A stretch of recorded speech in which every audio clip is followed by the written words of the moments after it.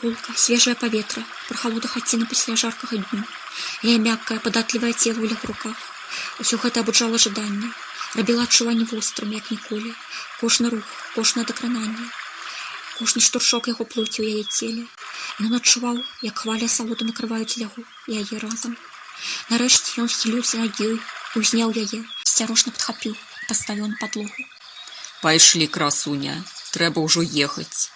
Коні храпяць, нешта чуюць. Мой звер, які побач ходзіць. Ён паправіў звісаючы з рэмня вялікі нож. Яны выйшлі на ганак. Здаецца, нічога. Толькі верхавіны шумяць, качаюцца. І коні, праўда, іржуць, прывязаныя за хвояй. Ён прыслухаўся. Нехта крочыў праз кусты. Нехта ішоў да хаціны. Ён схапіў яе за руку, прылажыў палец да вуснаў. Яны хутка сліснулі з ганку. Спорым крокам прайшлі праз двор і схваліся з таўстым камелем вялікага дрэва. Паглядзець хачу, шапнуў ён. Хто гэта на ноч гледзячы сюды накіроўваецца? Ён прыціснуў яе да сябе, дастаў з ножнаў доўгі нож меч і стаў назіраць. Хутка і сапраўды з гушчару паказалася шыракаватая, прыземістая постаць, якая, фыркаючы, адплёўваючыся, прадзіралася праз лясныя нетры. Прадралася, выйшла на асветленую месяцам паляну, атрэслася. Не жывёліна, ды і, здаецца, не чалавек. Істоту пакрываў густы слой гразі, ціны, якая доўгімі валасамі валачылася за ёй, быццам бы тонкія пальцы багна ўчапіліся і не хацелі адпускаць. На ціну наліплі галінкі і глінкі, лісце. Усё гэта варушылася, жыло, пурчэла і ўздрыгвала, грэбліва, быццам бы істота ўсведамляла свой гідкі стан, і ён ёй зусім не падабаўся. Хто ж гэта такі? Ціха, нібыта пра сябе, вымовіў Міхась, толькі вусны вырухнуліся. На лася не падобна, рогаў не бачу. Дзік? Можа. Яго цяжкая рука лягла на плячо Летыцыі, асцярожна прыгнула, прытуляючы да сябе. Яна, дрыжачы ад нервовага ўзбуджання і халоднага вільготнага паветра, якое змяніла спякотны дзень, баялася паварушыцца, ціхенька прыціснулася да яго боку. Істота між тым атрэслася і нечакана гучна кашлянула. Зусім па-чалавечы, раз і другі. Адплёўвалася вязкай, чорнай сліной, вадкая гліна набілася ў рот. Махнула расстаўленымі рукамі і паправіла спераду нешта накшталт вялікага гарба, які вырухнуўся на яе каржакаватым целе, быццам бы жыў асобна ад астатняга. Міхась напружваў вочы, намагаючыся разбачыць праз цемру. Яго зрок, спрактыкаваны, востры, пакрысе вылучаў рысы постаці, якія, знікаючы ў хмарах, месяц то хаваў, то акрэсліваў. І раптам здагадка асвятліла яго вум. Жорда палотна, целясум, шчыра кажучы, не дужа ён у гэтыя казкі верыў. Блазніцца нешта дзівакаму цемры з пераляку, і прымаюць яны за чорта то корч, то куст, то хаваючыся ў гушчары жывёліну. Гэтая ж пачвара відавочна ні кустом, ні жывёлай не была. Але ж чалавек мее назваць таксама язык не паварочваўся. І пах ішоў ад яе агідны, брыдкі, нечым тухлым, цінай ці падлай, і адначасова нечым гарэлым, нібыта хтосьці вуголля балотнай вадой заліў. Таму не жывёла, не лясная, не хатняя і не чорт. Астаецца толькі адное — чалавек. Але ж хто, якім чынам і чаму ў такім стане? Тут і сапраўды ў чарцей паверыш. У думках ён сплюнуў ад агіды. Здаючыся, яны прыцягвалі назіраць. Не варушылася ні лісціка, ні галінкі. Вецер раптам сціх, толькі істота фыркала, смярдзела і відавочна крочыла да іх. Ён ахапіў дзяржальню вялікага нажу, пасунуў назад Летыцыю, якая схавалася за яго плячом, і прыгатаваўся біць. Ужо і месца прыкмеціў, там, дзе нешта варушылася ў істоты пад шыяй. Варушыцца, значыць, мяккае, таму ніжэй альбо вышэй. Лепей адразу ў сэрца трапіць, бо ж вагі пачвара была немалой. Калі скочыць, бягі, шапнуў ён. Яго кісць пабялела ад напругі, мышцы пляча ж наадварот расслабіліся, прыгатаваўшыся для хуткага удару. Нарэшце істота наблізілася, лічыў шчыльную. Але ж ішла не на іх. Іх яна наогул не заўважала. Ішла матранкіравана да вады. Мыцца, зразумеў ён. Ой, зараз мы цябе разбачым, таямнічая пачвара. Ён усміхнуўся. Зданне выйшла на пясчаны бераг, абтрэслася і стала. Прама, на дзвюх нагах. Нешта зняла з шыі і кінула на пясок побач. А потым пачало распранацца. Хутка ў бок паляцела бруднае, прапітанае цінай рыззё. Але ж цела, здаецца, было чорным, пакрытым мокрай, зваляўшыся поўсцю. Да што за трасца такая? Тут і сапраўды ў лешага паверыш. Ён ніяк не мог знайсці вугал, каб добра разбачыць яе. Неяк уладкаваўся, і тут месяц ізноў дапамог. Выкаціўся раптам проста як воку цыклопа, калі той бачыў Адысея. І ў гэтым месяцы воку ён пазнаў, быццам маланка праляцела. Як жа ж ён не пазнаў яе адразу? І тут жа суцешыў сябе. Ды яе б ніхто не пазнаў. Бо ж перад імі на адлегласцю некалькі крокаў на белым, залітым святлом месяца пяску, стаяла Ганна. Голая, брудная, запэцканая ў нечым чорным, з доўгімі мокрымі калматамі, зліпшыміся ад гразі валасамі, з якіх тырчэлі балотныя травы і галінкі. Аднак памылкі тут не было. Летыцыя ад нечаканасці варухнулася. Яго рука легла ёй на вусны. Ён прыціснуў палец да губ, вымовіў ледзь чутна: «Ціха, пачакай». Ганна, не хаваючыся, адплёўваючыся і лаючыся ў голас, сцягнула сябе рэшткі сподняга, агаліўшыся поўнасцю, сабрала ўсё кінутае на зямлю ў кучу і пакрочыла на масткі. Разлажыла адзенне на мокрым дрэве і стала пласкаць, мыць яго ў вадзе. Хутка на мастках шараваты бялелі ў цемры кашулі і спадніца, цямнела світка. І ляжаў мех, цяжкі, з нечым вялікім, што гарбом вылучалася над дошкамі. Ганна села на масткі, апусціла ногі ў ваду і гучна ботнулася ўніз.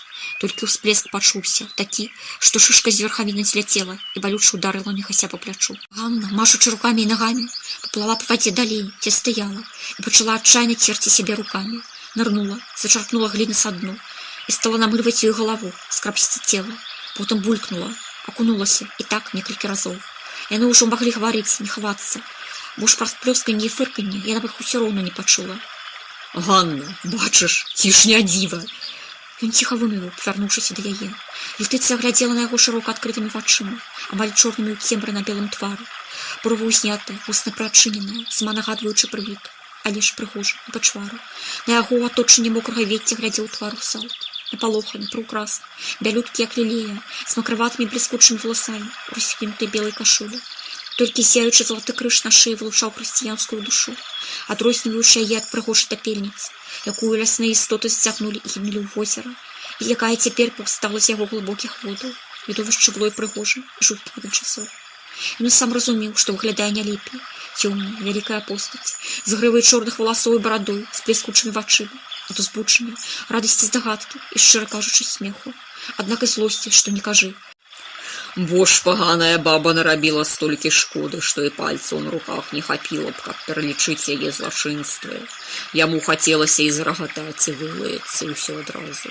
Проста выйсці на гэтыя масткі і стаць прамым яе рызём загадкавым мехам, які ўжо для яго не быў такой вялікай загадкай. Ну што яна магла цягнуць на шыі перад сабой, што ледзь не утапіла яе ў балоце? Што яна магла песціць больш за роднае дзіця?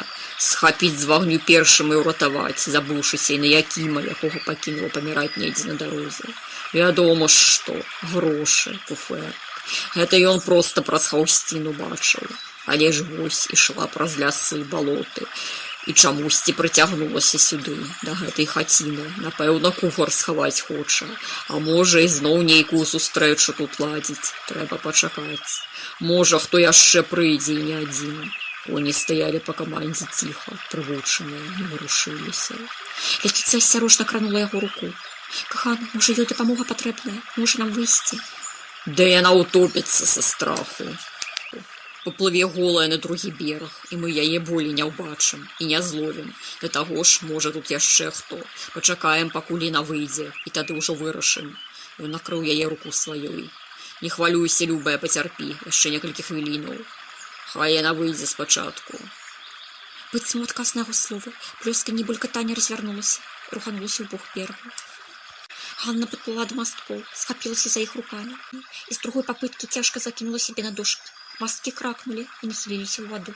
Але ж вытрымалі. Яна ўстала, на гэты раз чыстая, адмытая, без бруду і ветак, белая, вялікая ў цьмяным начным святле. Нахінулася, падабрала адзенне і мех і накіравалася па берагу прама ў бок хаціны.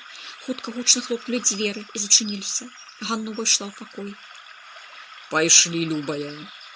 Ён рашуча ўстаў і ўзяў яе за руку. «Завітайма да Галусі на госці. Можа, яна нам узрадуецца». Ён падміргнуў ёй праз цемру. Летыцыя глядзела на яго здзіўлена. А можа, не трэба, казаў увесь яе погляд. Каханы, ты, яна не змагла працягнуць. Ён зноў прылажыў ёй руку да вуснаў. Пайшлі, любая. У такіх справах нечаканасці лепшы сябар. Ты не бойся. Ды наперад не ідзі, не перашкаджай. Убачыш, усё будзе добра. Яна нам яшчэ і стол накрые і паклоніцца. Ён усміхнуўся. Яны паўсталі і хутка накіраваліся ў бок хаціны. У маленькіх вакенцах цьмяна зарыдзеў агеньчык. Ганна распаліла печ, сушылася. Напэўна ж, нікога не чакала. Уладкавалася ненамала, надоўга. Да раніцы, не меней.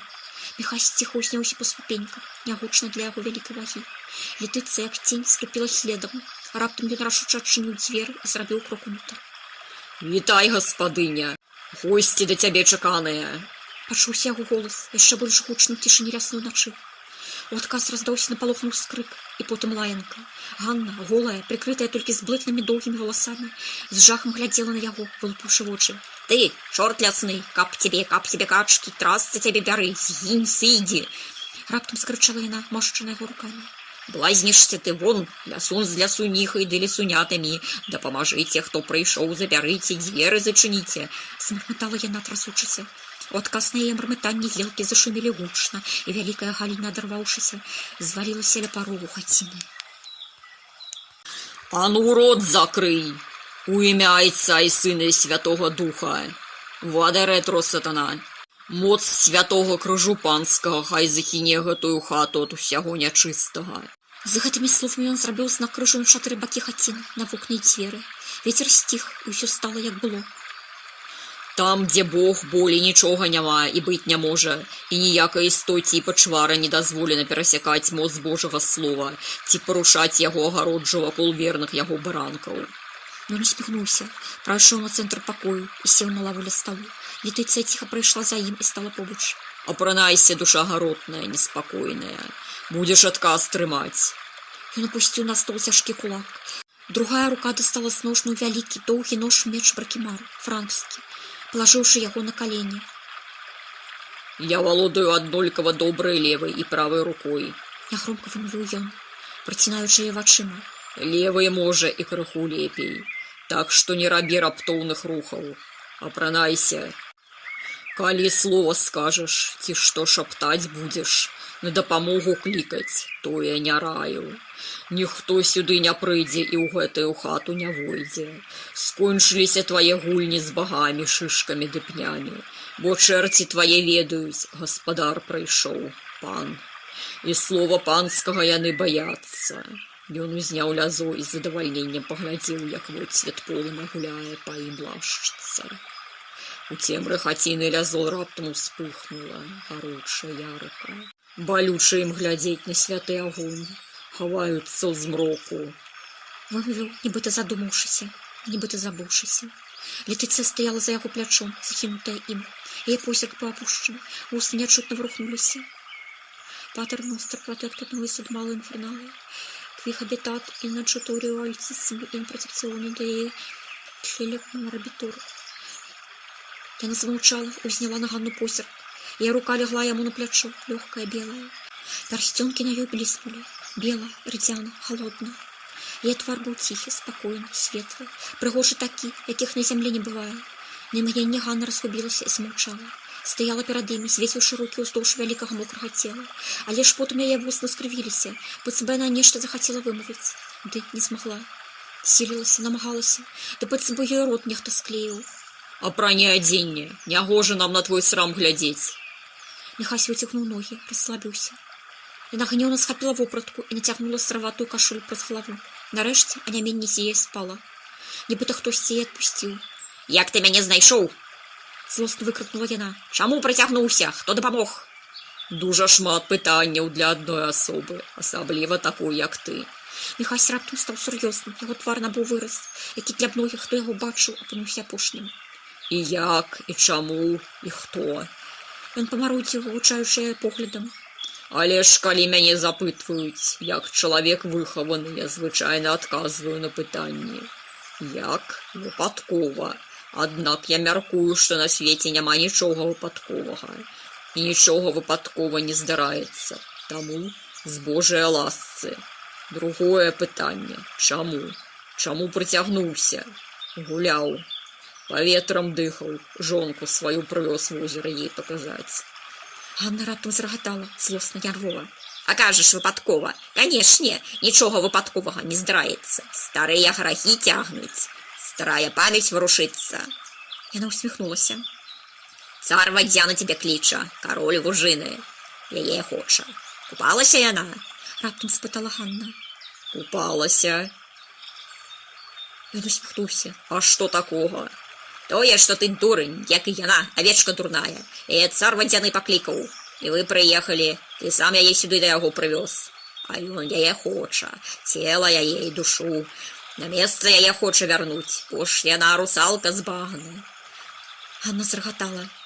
Ці ты не памятаеш, дубіна, вырас дуб, а глупы, як калода.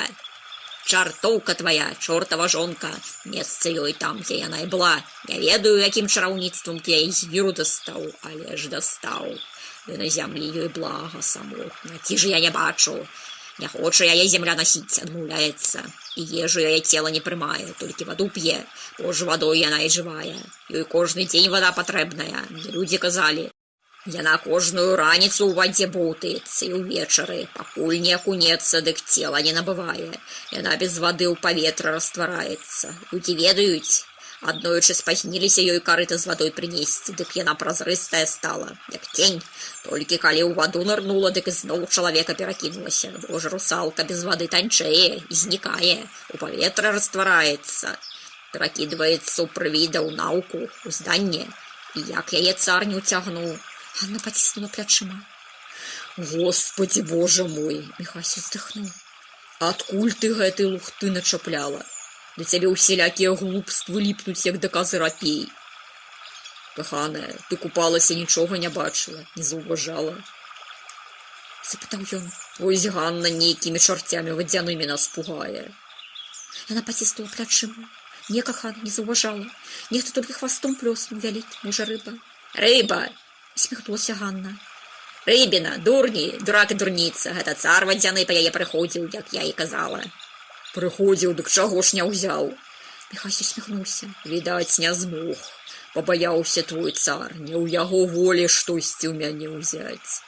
Нават і русалку былую, калі яна моя жонка перад людзьмі, перад Богам.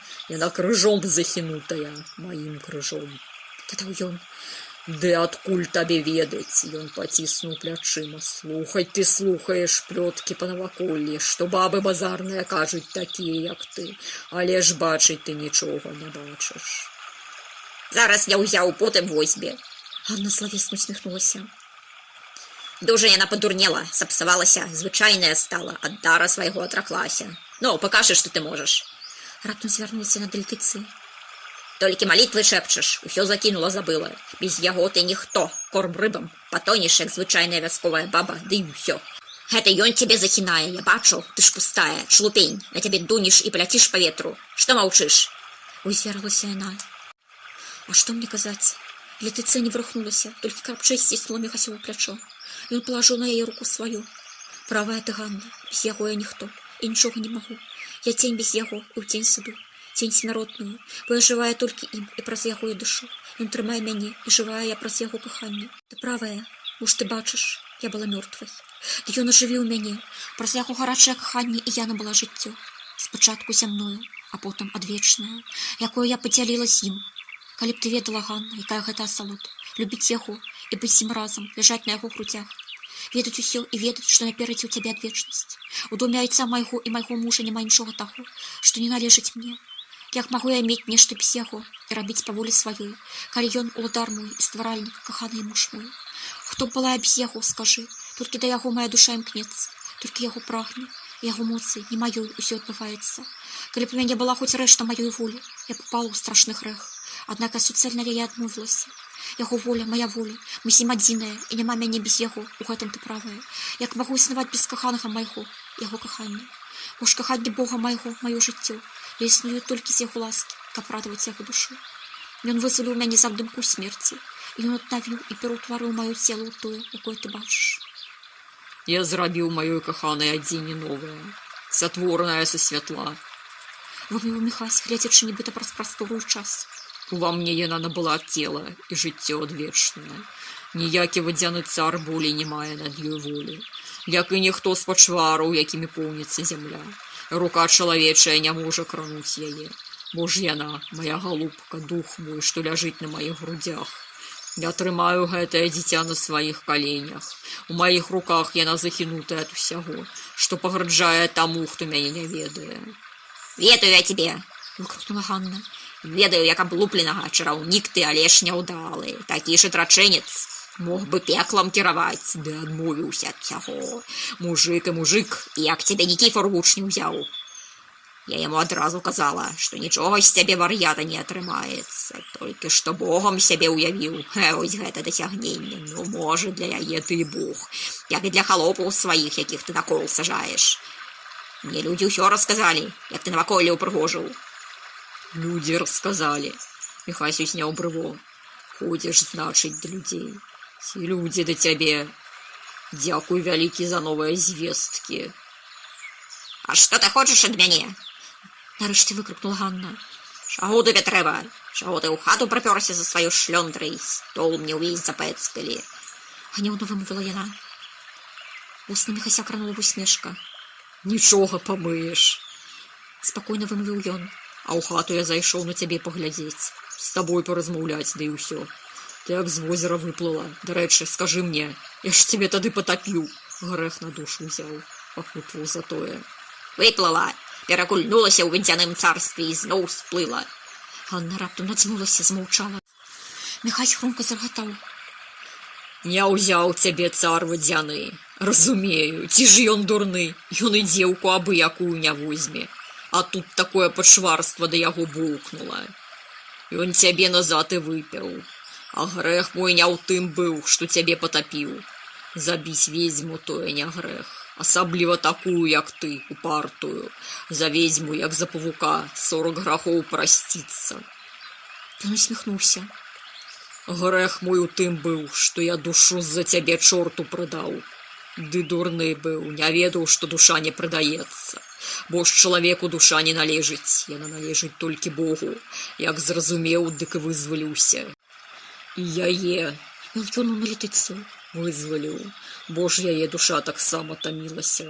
Але пра тое табе ведаць не трэба. Ён узняў руку Летыцыі і паднёс яе да вуснаў. Яго губы пяшчотна кранулі яе тонкую скуру. Мяне я ўзяў, дык тваю шлёндру возьме, вось убачыш. Хочаш, пакажу табе вадзянога цара. Яна ўзняла на Міхася вочы. Я выклікаць яго магу.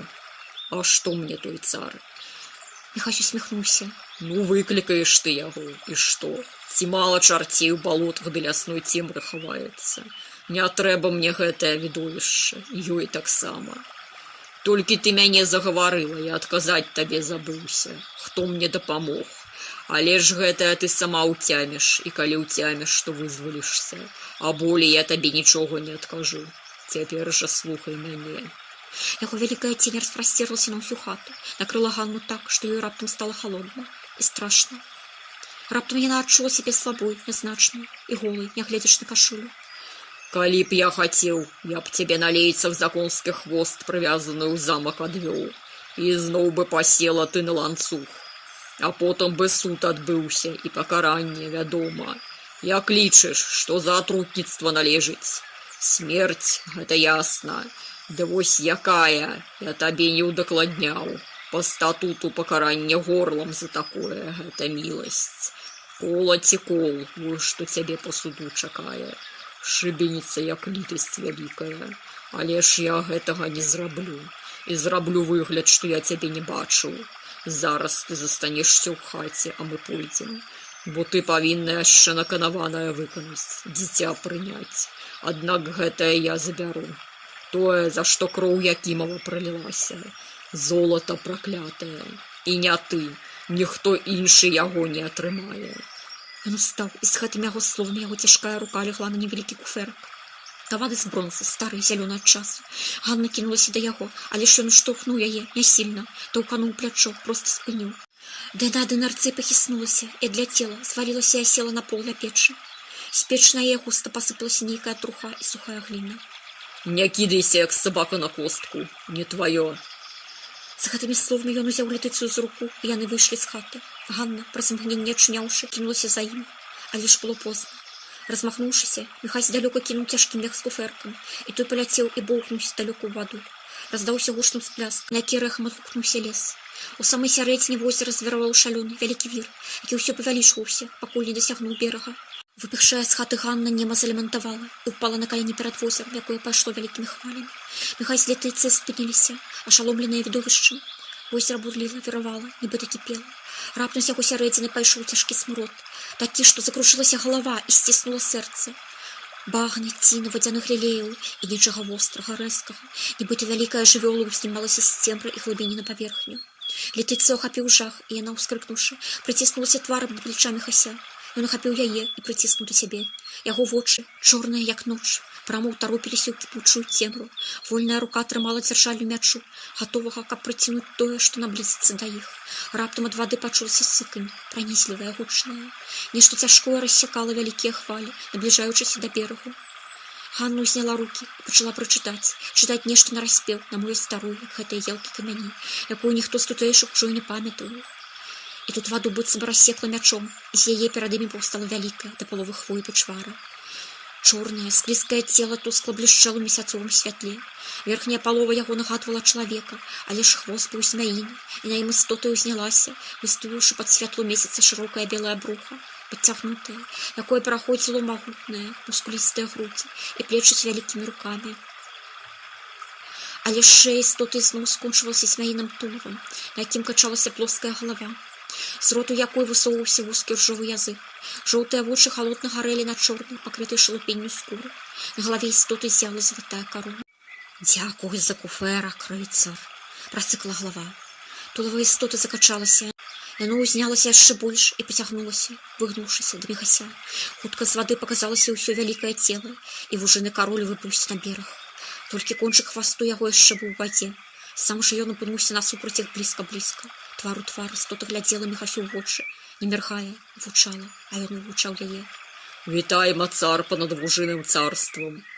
Нарэшце вымлюў ён. «Што прывяло цябе сюды? Што ўзняла з-пад глыбокіх водаў, дзе ты маеш жыць ласкаю Божаю па яго волі? Бо ж калі б на тое волі яго не было, то ён бы асушыў гэтае возера, а цябе б спапяліў громам маланкай». Асушыць гэтае возера не так проста, і Господу Богу. Істота зарагатала. Бо ж яго волю ў ім б'юць 10 па 10 крыніц вужаніц, якія абітаюць яго вадою нябёснай, і калі б яму прыйшлося тое возера асушыць, то тады прыйшлося б і тыя крыніцы перапыніць. А дзеля гэтага ваду нябёсную затварыць, каб дождж не ішоў студзёны яшчэ адзін дзень апошні, у які пабрэ той, хто ў гэтае студзёна цмагі ды палу не помер.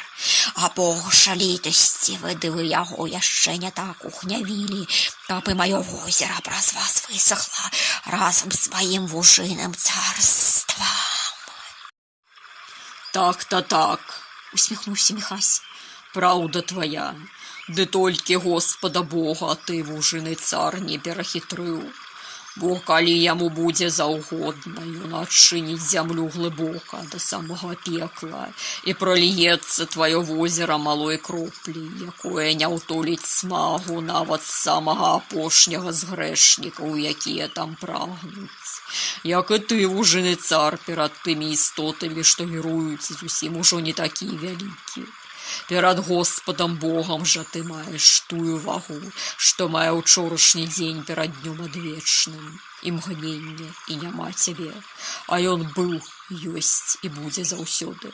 Бо ж вы пачвары лясныя, сны на вейках таго, хто захапляецца сваімі марамі, як дзіця цацкамі. Але ж прыходзіць час, і дзіця ўзнімаецца, каб заняцца дарослымі справамі, і цацкі яго рушацца ў пыл пад яго нагамі. Наступіць час, калі людзі забудуцца на цябе, як на старую ляльку, і ты сыдзеш у нябыт, як і ўсё, што не мае жыцця адвечнага, дару Господа свайму любаму стварэнню, чалавеку. Не сыду, рыцар, хоць і цёрскі ты і смелы, язык у тебе востры, не горш за маё джала. Заўсёды будуць тыя, хто будзе памятаць мяне, і хто перадасі памяць аба мне сваім нашчадкам. І так будзе, пакуль будзе існаваць свет, пакуль на гэтай зямлі будуць жывыя людзі, хто памятаюць старыя часы, і хто нясе і перадае гэтую памяць сваім дзецям. Вось прыйдзеш ты з сынам на возера і скажаш яму: Старые люди казалі, што жыве тут вужыны цар Волат у залатой кароне. Паўцела ў яго чалавечая, другая палова і галава змяіная. І выходзіць гэты цар у месяцавую ноч, каб пагрэцца ў белым святле ды паглядзець, ці не зайшла якая маладзіца ў ваду пакупацца ў прыцемках, бо ж, на жаль, чалавечыя жонкі ў яго абдымках доўга не жывуць. А яму таксама хочацца жаночага пяшчотнага цела, каб сагравала яго халодную кроў у глыбіні. Ды вось хутка становяцца яны такімі ж халоднымі, як і ён, і таму ён вымушаны браць іх новых ізноў і зноў, і памяць аб кожнай абцяжарвае яго сэрца. Я б узяў тваю красоту, рыцар, калі б ты не закінуў яе знакам крыжу, і абіўся з табой, і ўзяў яе зараз, калі б ты не прынёс мне найпершы дар, пасля якога я не магу табе не ўдзячыць. Бо ж куфэрак гэты няпросты, там схаваны скарб усіх скарбаў, і калі ты адчыняеш яго, ён ізноў напаўняецца. Колькі б папярэдні ты з яго не ўзяў, і тыя, хто прыходзілі за ім, прагнуць гэтага куфэрку, як нічога пад небам. Але ж дарма, цяпер ён у мяне, а золата грэ маю душу не горш, чым дзявіца цела. Адмовіцца ад такога дару не мог ні адзіны са смяротных. Няма такога чалавека, які б не прагнуў золата, не цягнуўся да яго зачараваны яго бляскам. І там, дзе яно зяе, паўстае яго гаспадар, чым імя ты ведаеш, і перад кім я сапраўды здаюся малы і слабы. Але ж і гэтае не так, рыцар, бо ж і той, хто спакушае, не мае нада мной улады. Мяне нельга спакусіць, бо я не ведаю граху. Навошта яму спакушаць мяне, не маючага душы? Але ж крыжу ты баішся, цар. Міхась ізноў усміхнуўся, яго рука ўзнялася і замёрла. Зараз я зраблю знак крыжу, і ты згінеш, сыдзеш назад у багану. Бо ж моя вера не дазволіць табе існаваць. Ты гэтага не зробіш. Мужчына цар усміхнуўся. Нават захінуўшыся ад мяне сваёй верай, ты не зменіш таго, што я існую. І таго, што я табе ўдзячны. Скажы мне, ці ты не прагнуў гэтага золата, зяючага так прывабна? Скажы праўду, у цябе ж была думка забраць гэты куфар і аднесці яго ў замак як плату за тую шкоду, што табе прычынілі. І тады праз пэўны час ты б здагадаўся аб яго таямніцы, і твая ўлада стала б сапраўды неабмежаванай. Ты пакупаў цэлыя землі і войскі, стаў бы вялікім князем і царом над царамі. Не было б царства, якое не падпарадкоўвалася табе.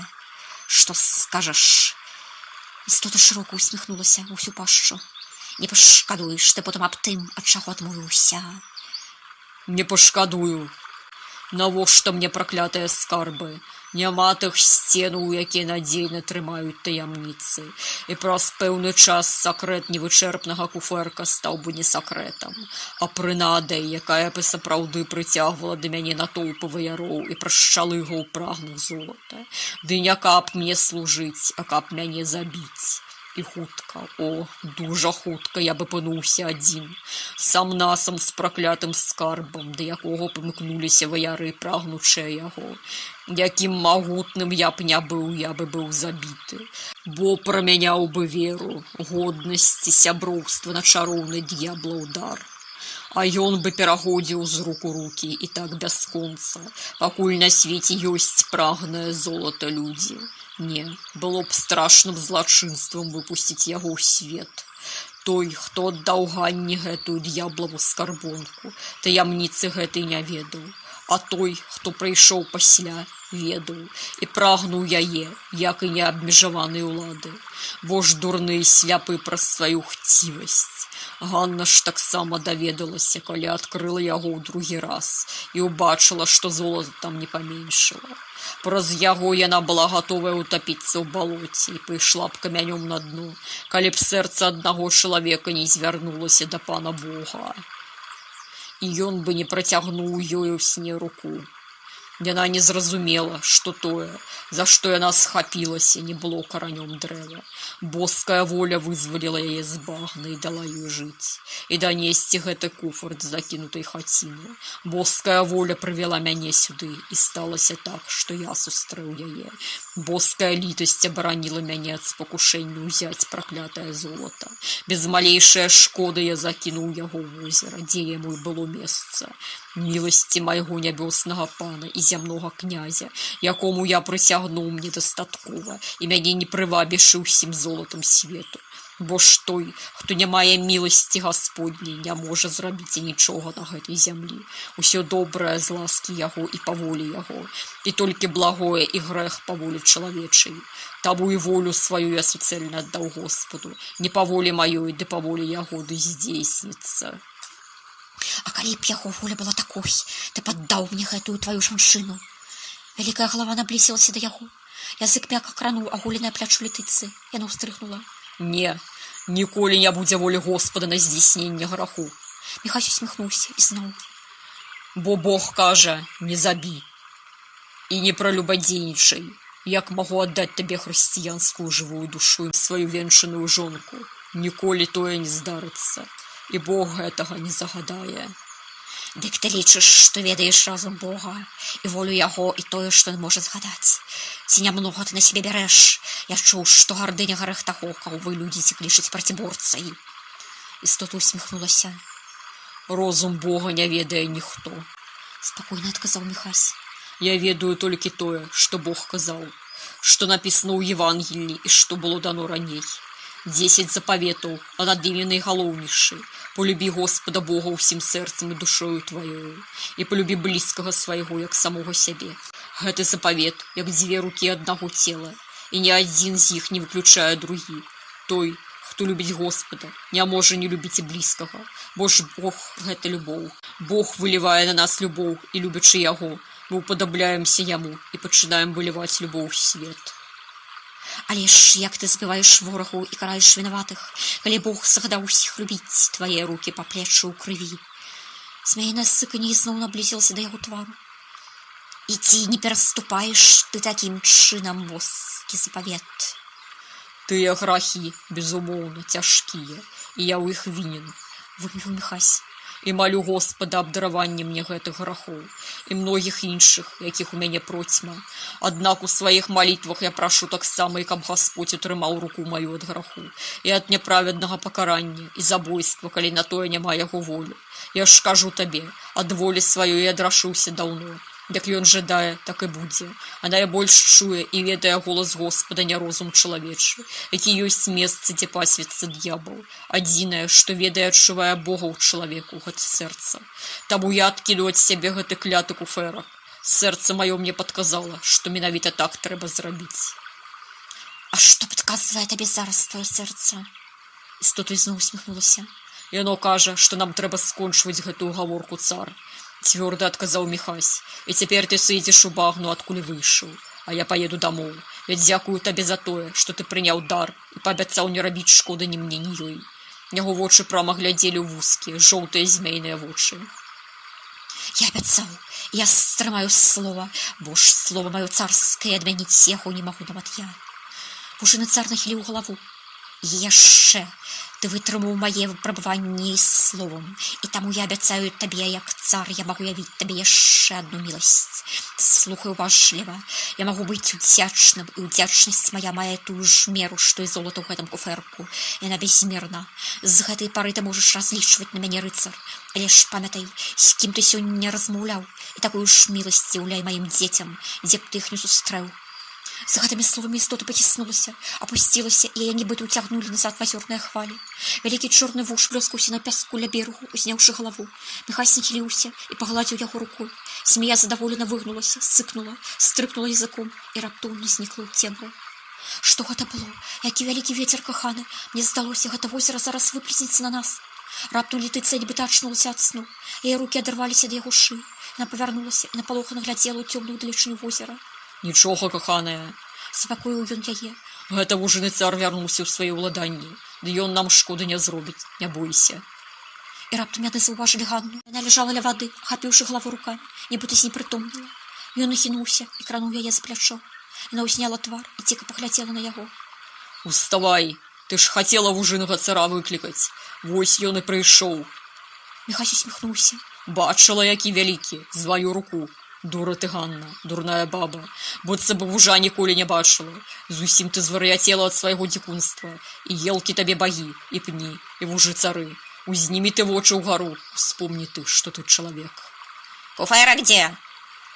Раптам Ганна ўскочыла, як шалёная. Выкінуў. Паціснуў Міхась плячыма. Як выкінуў? Ускінулася Ганна. У ваду, далёка не знойдзеш. Ён узяў вялікі цяжкі камень, размахнуўся і кінуў у возера. Спадзяюся, вужынаму цару па кароне не трапіў. Міхась усміхнуўся. Гей, цар, ты цэлы? Крыкнуў ён у цемру. Вялікая хваля накацілася і мякка плёснула бераг.